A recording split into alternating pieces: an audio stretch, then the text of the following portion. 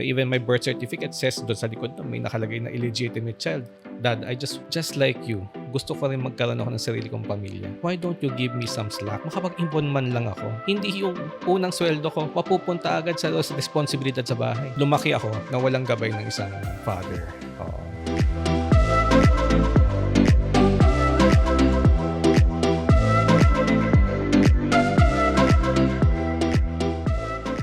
Pagdating sa parents ko, kung how they separated, wala akong naalala.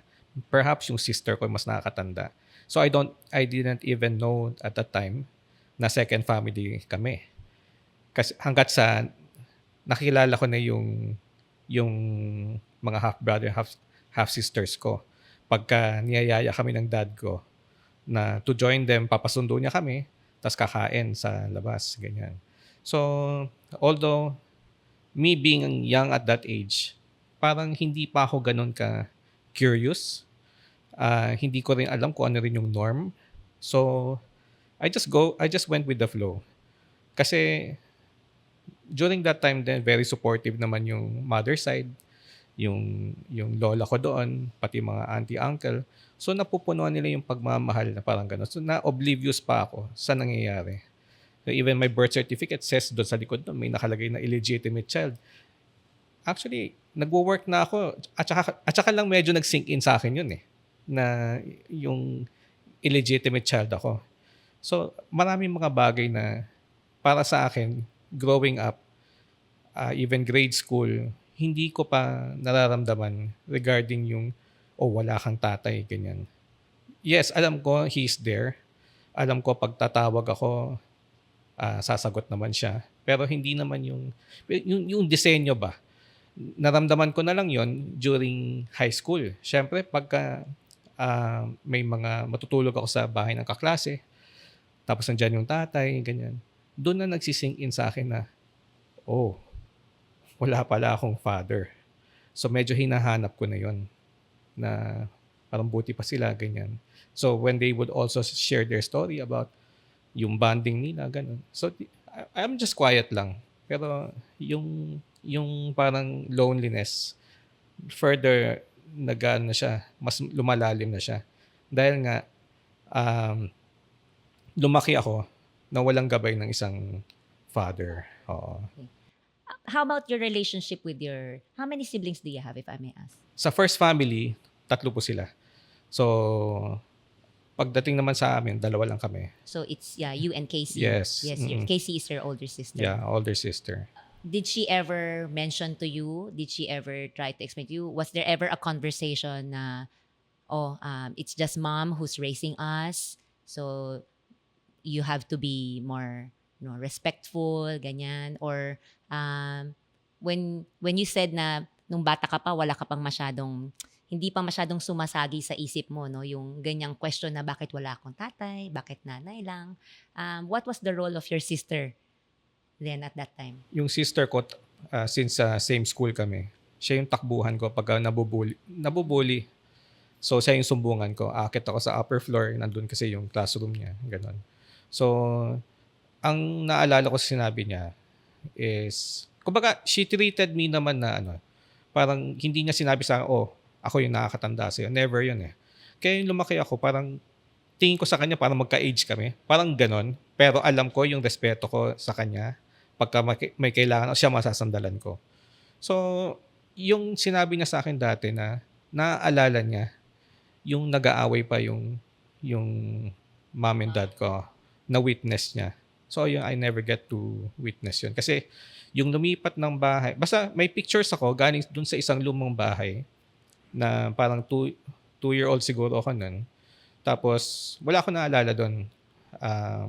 Yung nandito na sa kung current na tinitirhan namin, it somehow, parang nagtataka ako dati, bakit carpet, mga ganun, townhouse lang kami. Kumbaga, parang ginawa pala yun. Medyo similar yung finishes. Para daw sabi ng mom ko, hindi ako manibago. Although sinasabi rin ng mom ko, there were times na pagka may kotse raw dumadaan, parang sinasabi ko raw, si Papa ba yun? Ganon. Yun. So parang yan yung kinukwento lang niya sa akin. But to me further probe and ask my mom na, how did you separate? Paano nangyari? Hindi ko na siya I chose not to ask na rin kasi I don't want to put her on the spot and probably expose her vulnerability. Oo, parang respeto ko na lang din 'yun.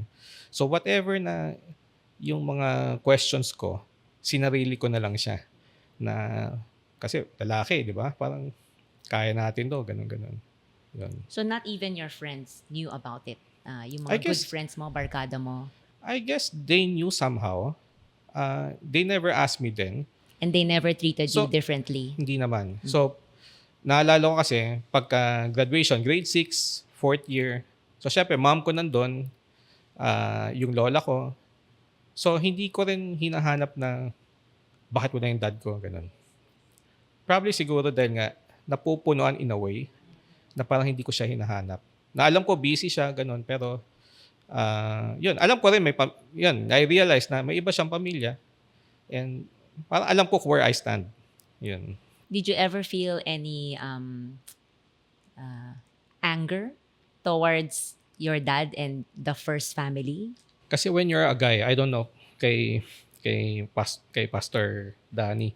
When you're a guy kasi parang everything is just so long as hindi ka naagrabyado, parang feeling mo okay lang 'yan.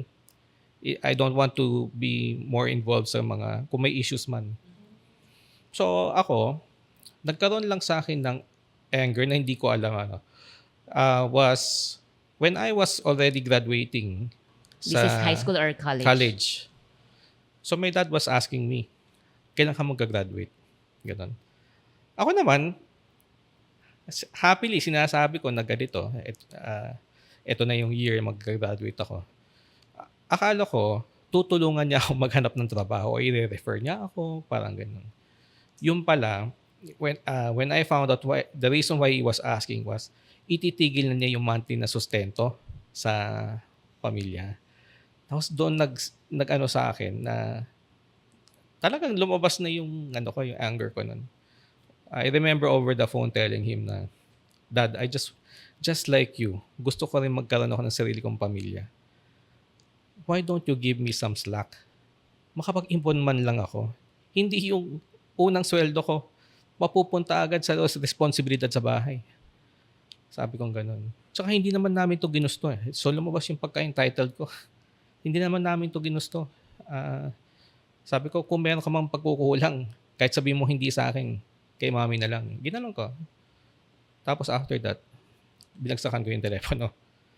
Then, syempre, nagulat din yung dad ko. Kasi first time ako nag-pour out eh. So, tinawagan niya yung kapatid ko. So, akala niya na baka I was brainwashed into something, ganyan. Bakit ko nasabi yun, ganyan. But it was just me na talaga, bigla na lang talagang lumabas sa akin yun. So, that started yung anger ko sa kanya.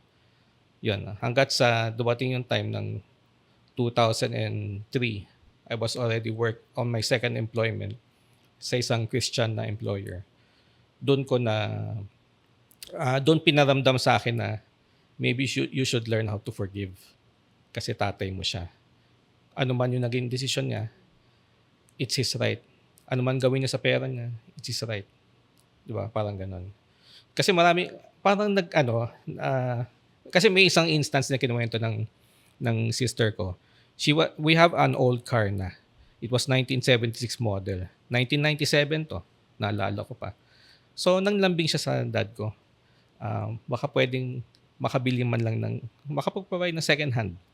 Kasi marami nang sira, ganyan. So, kinuwento lang sa akin ng sister ko. Ang reply daw ng dad ko was, mag-commute na lang kayo. Ganon. So, natanong naman ang sister ko, bakit papayagan mo ba yung mga anak mo na magko-commute din? Tapos ang sagot daw sa kanya was, iba sila eh. So yun, nag-ano rin sa akin yun. Kinimkim ko rin, lumabas din sa akin yun.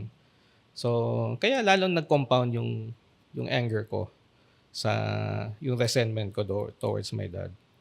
Yun. Hanggang sa, dun sa employer ko, pinaramdam niya sa akin na, sabi niya, Jerome, ayan ang pasabi sa akin, sa tingin mo ba, yung dad mo ba, ano bang spiritual status niya? Naniniwala ba siya kay God? Ganyan. Sabi ko, "Hindi ko sure, eh, pero mukhang mukhang hindi siya kung meron man, hindi malalim." Sabi kong gano'n. Sabi niya, "Eh, ikaw?" Eh, I was already attending Jubilee no'n, eh, You were already attending Jubilee Church. Jubilee Church. And this was in what year? 2003 'to, eh, But yung were you already baptized then? I was baptized, first year college sa isang local church. So, sabi ko, sa tingin ko ako, in terms of yung mas malapit kay Lord. So sabi niya, sa tingin mo ba, lalapit ang tatay mo, magpapakumbaba yan?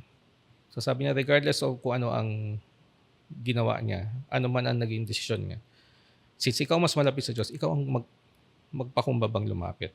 Ganyan. For all you know, sabi niya ganun. Perhaps, kada tawag mo sa kanya dati, dahil may kailangan ka. Which is, na-realize ko, oo nga. Kasi hindi naman ako yung manlalambing, eh.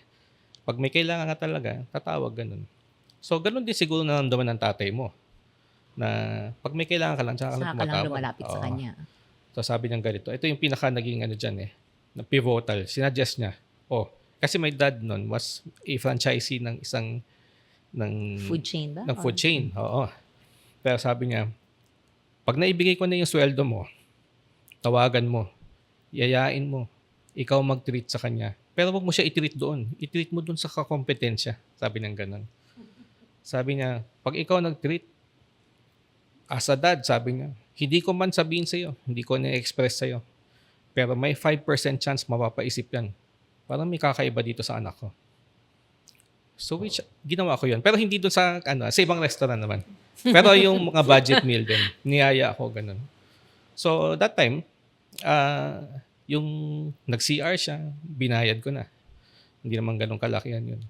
Tapos after that, sabi niya, patawag na yung bill din yun. Tapos, nagulat siya na Nabayaran ko na yun. Then from one meeting, led to the other. Pero hindi naman lahat ako nagbabayad. Minsan siya, I allow him din. So parang it broke the ice na him feeling obligated sa akin and me yung feeling na Yes. parang naging friends na. Mhm. Doon nag-start Naging better yung relationship nagkaroon niyo. na. Oo, Kumbaga nagkaroon ng warmth yung relationship ninyo. correct. Have you come to a point where you prayed to God to help you forgive your dad, or napatawad mo na ba yung daddy mo because of what he did? Definitely napatawad ko. And it came also to a realization na yung dad ko naman kasi, wala rin naman siyang playbook din on how to be a dad. So kung iintindihin mo rin na kung paano rin siya pinalaki, di ba? Perhaps yun din naman ang naipapasa din. So kaya sa akin, very important din is how you be intentional to your children, to your child. Kasi kung wala yon, if you'll be an absentee father, buti nga ngayon, meron na yung mga parenting seminars. Dati wala rin naman di ba? So kung ano yung kinalakihan mo, kinaugalian mo, at ganoon na rin, in-extend ko na rin yung ganoon na pag-uunawa. Na baka nga, syempre, ganito ang pinalaki yung dad ko, wala na, kasi ngayon, kasi pag magkwento kami ng father ko, sasabihin niya na pagdating sa mga siblings, sila mga lalaki, they're not close, sabi niya gano'n. Maliban na sa mga sisters niya, na yun yung chine-cherish niya. Pero yun nga, naiintindihan ko kung how they were brought up din. Baka circumstances, baka focus sa negosyo, mga gano'n. So, pag nagkaroon ka ng gano'n na realization din, it's also easier to, in spite of their imperfections, it's still easier to honor your parents pa rin. Na kung kahit na sabihin mo medyo labag sa kalooban mo, pero you have to still do it, you have to honor pa rin, di ba? Pero yun nga, ang katulad yung dati, he would invite us to have dinner pag may Eat with occasion, the ganun. family. Yeah. Syempre, lalo na yung dalawa kasi sa half sister and half brother ko nandun sa Canada. So pag nandito sila, maliit pa ako noon, tapos magkikita. So medyo awkward din, di ba? Siyempre tahimik lang din ako. So feeling ko rin baka may feeling of animosity pa na siyempre sila yung first family, di ba? Kami yung second. So ano rin yung pakiramdam nila on their end din, di ba? Kaya when my dad, inalukan niya ako magtrabaho to handle yung negosyo niya in 2003. tinanggihan ko yun 3 beses eh. Niligawan ako ng 1 buwan. Kasi he was going to be busy in a 2004 elections dahil may sinusuportahan siyang kandidato running for office. So sabi niya kailangan niya ng katulong. Ang burden ko that time, ayaw kong isipin ng first family na may hinahabol ako. Ganon. So, siya sabi niya, hindi, akong bahala dyan, ganyan akong bahala. And I consulted my mom. I consulted my auntie who I also consider as parang mom din. Sa inaakala ko na sasabihin nila, hindi, wag kang dyan, wag kang tumulong kasi baka mamaya, isipin ng kabila. Ganyan. Nagulat ako na sinabi nila na, edi subukan mo. Pero, you just learn as much as you can habang tinutulungan mo. Pero, wag ka ring aasa na it will be permanent, na meron kang, basta, wag mo isipin na may mamanahin ka dyan, anything, ganyan. So, alam ko talaga nagulat lang ako na ganun yung stand nila. So, I honor that. In-honor ko na rin yung sinabi ng dad ko. And even, yung during pa yung briefing namin on how the arrangement will be, for reasons that I did not even ask him, even up to now, ang sasabi niya sa akin, pag nandun tayo sa store, or even sa head office, na kung kilala rin siyempre yung dad ko, wag mong sabihin na ako yung tatay mo. Basta address sir tayo. Sa akin, walang problema. Okay lang. Kasi kung nasanay ka sa corporate, yung hierarchy, mabilis lang din. Pero syempre, dumating din sa point, yung nakilala mo na yung owners, yung franchisor, hindi mo pagkakaila yung magkamukha di ba? Maliban nung kalbuhin ko yung kilay ko. And I think the last name, dala-dala mo yung last name ng dad mo di ba? Yeah. Oo, ganun. So, actually, even yung first name niya, kasi Jerome Bryan ako eh. So, and his name is Jerome. Oh, okay. Dinagdag lang naman yung, siguro baka para hindi ma-deny ba. Biruan lang namin ng nanay ko yan eh. So anyway, yun yung kagandahan ngayon that I communicate with my half-sister, the youngest. And she's also a Christian. So she would fly from Canada in here once in a while kasi may startup siya na business. So we would message each other na sana na ma-come to know ni dad si Lord, mga ganun. So isa yun sa burden namin na pinagpe-pray din. That you're continuously praying for. Yun nga yun na parang yung ginagawang disenyo ng dad ko dati na ipakilala kami sa isa't isa. Etong ngayon syempre 1940, so 80 plus. Sabi niya at one time, basta ang pamilya, pagka push comes to shove, di ba? Kayo-kayo rin. Kayo-kayo pa rin ang magtutulungan. Yeah. So, yun. I'm happy na nasa ganitong stage kami na pagka nagkita-kita, walang feeling of awkwardness na ganyan. So, I have to credit my dad doon sa na yun. For that. How is your mom naman now?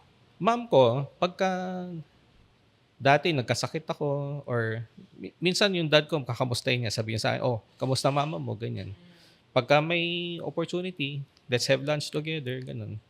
Ayun. So, pagka nag-meet, very few occasions siguro, himala na yung once a year. Pero kung mangyari man nun, okay naman sila.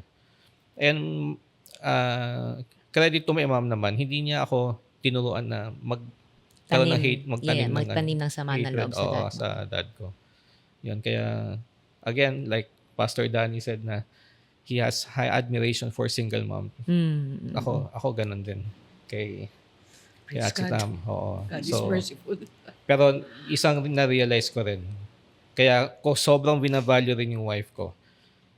I realize as a parent, you cannot, no matter how you overcompensate, a dad can never be a mom. And a mom can never be a dad. They can never fill each other's shoes. Yun.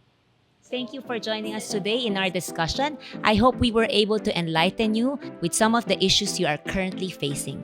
If you have any comments or suggestions, please drop us a note in the comment section. We would also like to take this opportunity to invite you to come join and worship with us here At Jubilee Evangelical Church, every Sunday, we have English services at 8:30 a.m. and 10:30 a.m., Amoy service at 10:30 a.m., Taglish service at 2 p.m., or you may join us online through our Facebook and YouTube channels at 3 p.m.